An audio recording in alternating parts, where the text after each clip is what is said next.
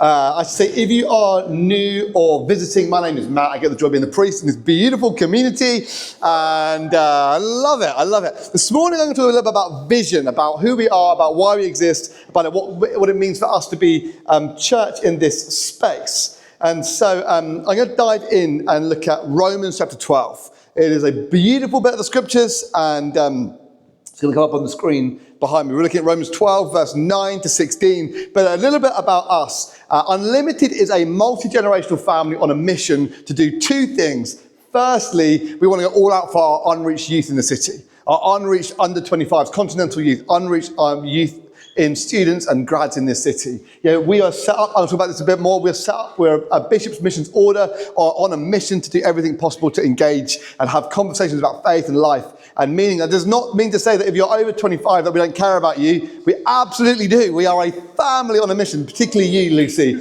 And so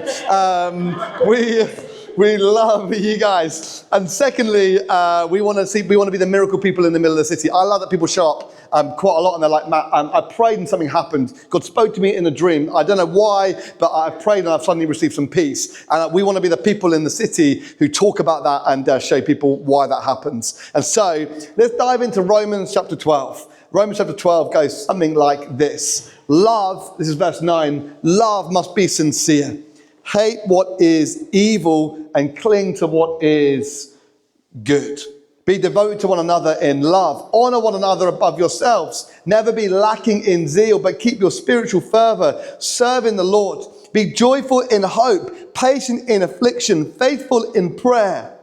Share with the Lord's people who are in need. Practice hospitality. Bless those who persecute you. Bless and do not curse. Rejoice with those who rejoice. Mourn with those who mourn. Live in harmony with one another. Do not be proud, but be willing to associate with people in lower positions. Do not be conceited. I'm going to read it one more time, and then I want us just to have a quick break and ask the person next to you, what's one thing that you got from that passage? Love must be sincere. Hate what is evil. Cling to what is good. Be devoted to one another in love. Honor one another above yourselves. Never be lacking in zeal, but keep your spiritual fervor serving the Lord. Be joyful in hope, patient in affliction, faithful in prayer. Share with the Lord's people who are in need. Practice hospitality. Bless those who persecute you. Bless those, do not curse. Rejoice with those who rejoice. Mourn with those who mourn. Live in harmony with one another and do not be proud, but be willing to associate with people of lower positions. Do not be conceited. Is that right? Can we just take like 20 seconds, say to the person next to you, what's one thing that stood out to you? Okay, right, 20 seconds is up. Henry, how was that? 20 seconds? Oh, Henry's back, everybody. We'd like to have Henry back. And Henry, for the last few months before he pretended to go away, he used to get a stopwatch and be like, I'm going to time you 20 seconds. And so we're back. I want to talk about Unlimited, about what it means for us to be church and what it means. Just out of interest, was there one, can you just shout at me? What's the one thing you found interesting about that passage? Can you shout at me? Ready? 3, 2, 1. I didn't get any of that, but still, thanks, that's good. And so, something that is fairly unique about Unlimited, which is different to every other Church of England church in the country, is that we're not a parish church, we're a Bishop's Missions Order. And while that sounds a bit boring, it's really important to know. A parish church has a geographical location that it is responsible for. When I was one of the vicars at St. Matt's, Exeter, our parish was the north side of the city. In Bournemouth, our parish was the beach, basically, and the people who hung out on the beach. In Chelsea, our parish was basically like to Harrods and around Hyde Park. It's based on a geographical location. We don't have a geographical location. We have a missional location. We are in the city to be on mission. We're here for a reason and a purpose. And the reason why we were established was that we would go all out for our sub-25s in the city. That was the reason why the bishop said, look, no other church is doing this. Commissioned Unlimited Church 12 and a half years ago to 13 years ago now to go all out and be a missional church for those kind of people. And so when they were putting this together, the guy who set up Unlimited is now a bishop. He's Bishop James Greer, and brilliant guy. And his wife Liz. Liz is now ordained. She's now Rev Doc, and he is the right reverend. Powerful couple in the city. And they set up. And when they were setting up, they had 5 marks of kind of what it means to be a member of Unlimited, to be part of the family of Unlimited. The first thing is, I am baptized. I want to add to this, I am baptized or want to be baptized because I love the fact there are people in this room who are like, I've just found out who Jesus is and I want to be baptized. I love that. And I'm committed, most importantly, to growing as a disciple of Jesus. Second, I will regularly attend. Third, I'm in agreement with Unlimited's vision and values. Fourth, I'll give to support the work of the church. 5, I'll play an active part in serving Unlimited's vision and values. Essentially, what we are asking for is a community that will love, pray, give, and serve. A member is someone who sees what's happening and wants to contribute towards the vision of the church. Not someone who plays their part when they get their life sorted. It's not someone who dives in when it's convenient. It's someone who's actively cracking on, someone who is committed to becoming more like Jesus and turns up week after week, regularly serves and gives and prays. Essentially, it's the consistent person in this space. Not because they are a perfect Christian or because they have an abundance of time or resources, but because they see what Jesus is up to and they want in on the journey, in on the mission, in on the adventure. Yeah, if I'm really honest, Oliver, can I borrow you? Could you grab this board for us? What I've noticed is that there are 2 kinds of churches. The first kind, sorry, Chris, I'm destroying your setup. The first kind is a church that acts like a bit like Blu-Tack. I'm going to call this, there's 2 types of churches, and I'm going to be rude here. The first type is Blu-Tack church, which is church where you can turn up to. It's really easy to join. You can sit at the back. And it's really nice. Like, these kind of churches are like really beautiful. You can turn, but the thing is about Blu-Tack, it's really easy. Like, it's really simple. You can turn up and you can have an enjoyable cup of coffee and the worship's really great and the sermon's better than mine. And, the community is fun and, you're I spelled this all wrong. And so I'm going to spell the word church, but what have I done wrong here? Yeah, there we go, look. There's nothing wrong here. So that's going to say church. I don't know what happened there. Am I missing some bricks? I don't know. Oliver wrote this, everybody. So the point is, right, is that church, a Blu-Tack church it looks like it's church, but it isn't. It looks like it's church. It's sticky. It's easy. You can turn up. You can just rock up at the back and you can jump in. Oh, here we go, Chris. Thank you so much, Chris. Chris to the rescue. When we need a lawyer, everybody. So this is Blu-Tack Church. You can turn up, and it's easy, and it's simple, and the worship's really good, and the coffee's really good, and the hospitality team's really good, and it's easy. This is one type of church. The other type of church is Nails kind of church. And this kind of church, I'm not trusting Connor with this, everybody. Can you hold this for me? This.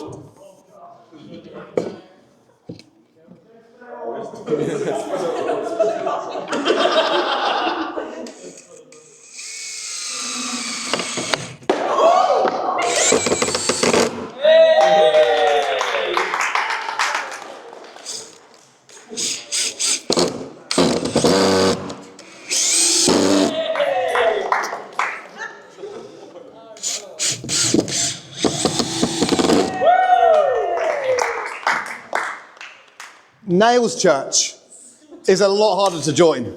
It demands more of you. It asks more of you. It isn't just a church you can go to and just sort of like sit at the back and enjoy yourself. Nails is the kind of church where you sit and everyone has a part to play. Everybody is there for a reason. I'm going to come back to this in just a moment, but I think that we are aiming to be a Nails kind of church. And I'm going to explain why a bit later. Is that right? Oliver, will you stand here for the next 20 minutes? Is that okay? And so, can we just put it at the back? And I'm going to come back to this in a moment. Can we thank Oliver, everybody? I'm going to come back to that. I want us to be a church where everyone gets stuck in, where everyone has a part to play. Everyone plays a role as a nail. Everyone plays a role as a crucial part of our church. Everyone plays a role. I guess, actually, no, I'm going to dive into this now. The problem is when we have Blu-Tack Church, When we have Blu-Tack church, when the storms come, it doesn't last. When things get hard and you struggle with the theological message of what's happening, it doesn't last. When you have friends and you're saying, hey, my friends are asking these big questions, what does the team think? What does the leadership team think? What do I say about this? It doesn't last because you have nowhere to go and no one to ask. Yet Nails Church is harder to join, but when the storm comes, it's solid. You have a community that is for you. You have a community that is with you. You have a faith that is based not on the easy necessity things that you can kind of just stick life to, but you have a faith that has taken a harder route to get there. But it is strong.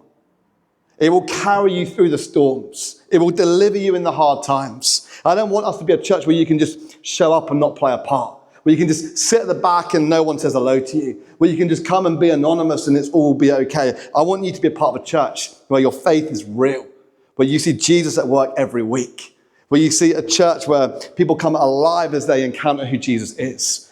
And so I want us to be a Nails kind of church, not a Blu-Tack kind of church. And so I want us to dive into Romans chapter 12, verse 9. Love must be sincere. Love must be sincere. Cling to what hate what is evil and cling to what is good. I love what the NLT says about this verse. The NLT says, don't pretend to really love each other, really love each other. Don't pretend to love each other, really love each other. Well, I wonder what this means to you today. F.F. Bruce, a great biblical commentator, said this is, let your love be genuine without hypocrisy. I don't know about you, but when you're online, when you're scrolling through social media, I wonder if you have the same internal dialogue. Does this person deserve a like? Does this person deserve a follow? Does this person deserve a share? You know, what's different about the church is that I'm not asking you to like what we're doing. I'm asking you to love our community. I'm asking you not just to kind of vaguely follow it from a distance. I'm asking you to get involved and serve it. See, love is the action that allows ourselves to not just go our own way, but to show adoration and care and joy in the love and the life that we find in each other. Love will drive us to do the things that following simply wouldn't even dream of. Love is the force that demands that you put you before me and I put you before myself. Love means that as new parents, Chris and Haley, you spend months of your lives without sleep. You go to work and you think, why am I here? What day is it? What's going on? You do it because you love your children. You know, love means that you commit time, value, energy, headspace to a resource when other things are more pressing. Love means that you put your desires to one side to invest into the desires of another. Anyone ever been on a date where you're like, I don't want to go see this film, but the person that you really like wants to go see it, and you're like, of course, we'll go there. Ever been to a restaurant and you're like, I don't really want this tonight, but someone that you really love says, I want to go. You go. I think love demands that we put ourselves second and the person in front of us first. F.F. Bruce goes on to say, mutual love, sympathy and honor within the brotherhood, in other words, the church of believers, is to be expected. Is to be expected. What we're called to do as a church is to love each other, but something more enjoined is going on here. Love and forgiveness to the outsider and fellowship. See, this is the gospel, isn't it? When we were far away, God ran towards us. Not when we had it sorted, not when we had our lives on track. When we were far away, he runs towards us. Not when we had pleased him, not when we had got it right, not when we were, beautiful to him. No. When we were far away, he runs towards us and loves us again and again and again and again. And so I want to break out here and I want to ask the question, what would it mean? What would it mean for us in our church family to faithfully show up and serve? I wonder, can you give me an example amongst yourselves of if you're new to this community or with your old in this community, what it means for people to faithfully show up? Have you got any examples of the times where you've witnessed people faithfully showing up, whether in this community or another? And what might it look like for God to be inviting you to step in, to swap out Blu-Tack church for Nails church? What would it mean for you to get involved in that kind of way? Is there one person that inspires you in this space? One person continually shows up? What about Clayton? Oh. Okay, let's dive in. This is relevant. This is relevant. Are you ready for this? This is relevant. Romans chapter 12, verse 10. Be devoted to one another in love. In love. Romans chapter 12, verse 10. Be devoted to one another in love. Honor one another above yourselves. Philippians 2, verse 3. Do nothing out of selfish ambition or vain content. Rather, in humility, value each other above yourselves. Humility is not thinking less of yourself. It's thinking about yourself less. What I mean by that is not putting yourself down and thinking like, oh, I'm rubbish, I'm worthless, I can never add anything, like no one likes me in this space. It's not thinking less of yourself, it's about thinking about yourself less often. In other words, it's switching the question from what do I gain to what do I give. The term be devoted is a Greek word rooted in family kind of love, the way that you love your mom or you love your kids. I find this phrase really interesting, honor one another. I find it really challenging in today's world, challenging and refreshing. Honor one another above yourself. The Greek uses a word that's like honor each other, respect each other, or hold each other in precious value. Hold each other in precious value. Imagine walking into this room every week with the expectation that the people around us would hold us in precious value. And you to walk in and say, these people I'm serving today, they're not just random people, they are held within precious value within my life. I don't know about you, but I don't know any other organization that does its best to hold each other in precious value. And what does Jesus say? Love the Lord your God with all your heart, all your soul, all your mind, and love your neighbor as yourself. Yeah. This should change the way that we operate as a family. It should mean that although we don't really want to serve on the kids team, we hold them in precious value and we love. Thursday night, late hangout. Who was here for late hangout? Yeah, I love late hangout. What it means is that we open the doors until 2 a.m. Why? Because we hold those guys going to Fever as children of God with precious value. And when it comes to the way that we interact with each other, if we offend each other or upset each other or we upset the mark, which happened to me this week. I had to apologize. Don't look at me like that, it's all right. We have to apologize. I had to text someone and say, hey mate, I'm really sorry I upset you. I'm really sorry that wasn't funny. Would you forgive me? Why? Why? Because we should hold each other in precious value. Precious value. Romans 12 verse 11, never be lacking in zeal, but keep your spiritual fervor serving the Lord. The NLT is a bit more brutal. The NLT puts it this way, never be lazy. Let me just put a full stop there, right? Never be lazy, full stop. But work hard to serve the Lord enthusiastically. F.F. Bruce says, be aglow with the Spirit, the same Greek expression used in Acts 18. Every church has that person who shows up early, who gives the best of themselves, who's always stacking the chairs, doing the washing up, on the coffee, turning up early, staying late. And I think that in every church we have people like this, and we suddenly think, oh, they are like spiritually superior. And then we find out a bit more about them and we realize their life isn't more spiritually superior. They've just made a choice today to decide something today. I'm going to serve the church. I'm going to show up with what I have. I'm not waiting till I feel ready or I feel like Jesus, but I'm showing up today. And over time that we realize that they're not just helping to run the church, but they're doing it because they hold us of precious value, because they love, because they put you before me, and they help this church become like a family. I love the be aglow with the Spirit. Throws back to last week with the bishop, doesn't it? Yeah, the bishop said last week, she talked about stained glass windows.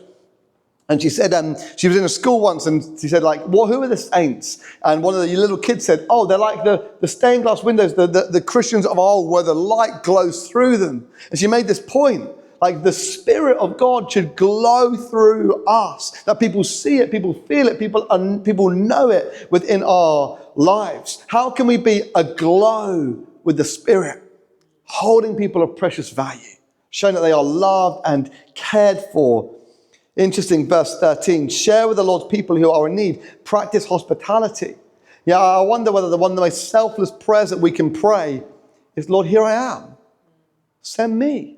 Lord, here I am. What's the need? What's the desire? What's your will? Like, how can I be of use to these beautiful people who I hold of precious value? I've prayed it multiple times. It's the reason I got ordained. It gets us into trouble.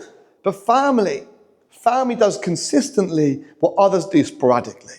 Family will do consistently what others will do sporadically. They will love and hold people of precious value again and again and again. Yeah, I think this is interesting. Share with the Lord's people and practice hospitality. And these seem like two separate things, but really I think that they are doing the same thing. When we offer and practice hospitality, we welcome, we care, we love, we show up. Yeah, we choose to leave our little conversation with our friends as someone new walks through the door and we say hello to them. It changes who we are. And this way models that we put people before tasks, people before preferences, people before our own desires. When we are called to share the love of God, practically, our passion for who Jesus is. I want you to ask the question, what would it mean for me to show up every single week and treat people as if they are of precious value and add value to this place? Now, how can you add value every time you wander through these doors, whether you've been here 50 minutes or 50 weeks? Like, how can you every week show up and add value to this space? Something that I try and do every day. One of my rules of life is I try and add 1% of value to my day for tomorrow. Doesn't matter where it is, what I've done, 1%. I try to add 1%, because 100 days later, you've added 100%. A year later, you're 300% better. Every time I'm in this space, I try and add 1% improvement to the building. Whether it's like last week, I tidied behind the bar so the guys could find tea and coffee really easily. 1%. A few weeks ago, we moved around the Connect stuff so that people could give easier and sign their kids into kids group easier. 1%. What is the 1% that you can see in this space every week that you can add to who we are, to practice hospitality, to serve the church each time you walk in? See, what I love about this space is that we are a family on a mission. We're not just a group of people who like to show up to this nice, cozy club on a Sunday. If church is just about Sundays, then it's a hobby, it's not a faith. Like, we are a church who shows up week in, day out, hour by hour, and we serve, we dive in, we grow deeper, and we become a family on a mission, serving one another. And as we serve people around us, we see the life of Jesus aglow through who we are and each other. As we love people and see people wander through these doors who are desperately wanting to know who Jesus is and how a relationship with him is found, it changes everything about who we are. Romans chapter 12, verse 14 to 16, bless those who persecute you. Bless, do not curse. Rejoice with those who rejoice. Mourn with those who mourn. Live in harmony with one another. Do not be proud, but be willing to associate with people of a lower position. Do not be conceited. What Jesus is saying here is bless and bless and bless those who persecute them. Rather than calling curses from heaven, pray for them. Pray for God's blessing to be upon them. Those people who have hurt you, those people who have frustrated you, those people who have done wrong, those people who you struggle to forgive, those people who you hope you'll never see again. Whether in this community or in the community around you, this is what we're called to do. To consider people precious in their value. In other words, we don't destroy the God-given image within each other and ourselves. We were made in the image of God, who wants to bless, who wants to draw near, who wants to forgive. How does God approach us when we have harmed him? Well, he takes justice really seriously, but he also is full of grace. He does something about our error, our sin, our rebellion. He sends his one and only Son into the world to die for us on our behalf and to love us again and again and again. And we are people made in his image. And it should tell us how we should forgive. Tell us how we hold each other. Tell us how we consider each other to be of gorgeous, pure value.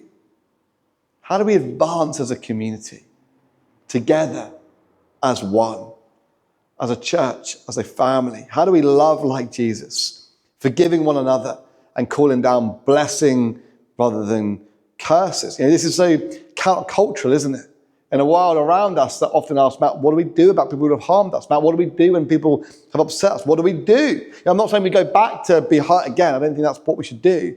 But we've got to learn to forgive and to grow together. I think, like we are called to advance in love and compassion, generosity for each other, caring for each other's needs, putting you before me, doing everything possible, particularly where we agree and disagree theologically, to love and love and love. And therefore we can advance with the common goal, loving God with all our heart, loving each other and considering each other of precious value, and then serving as a family on a mission, doing the things that Jesus did. And so here is my conclusion. We are a family on a mission, together as one, going all out for our unreached youth in the city as we were set up to do, doing everything possible to love one another with the best of what we have, to show up and not allow this place to be a Blu-Tack church, where it's easy and simple, but things don't really last. But rather enable ourselves to be a nails church where everyone is stuck in and everyone plays their role as an individual nail within the church. Everyone has a role, everyone has a purpose, everyone has a space where they can serve and give and love. It's not easy, it's not simple, it's quite complex. But everyone has a role. Everyone has a way of seeing someone else in this community of precious value.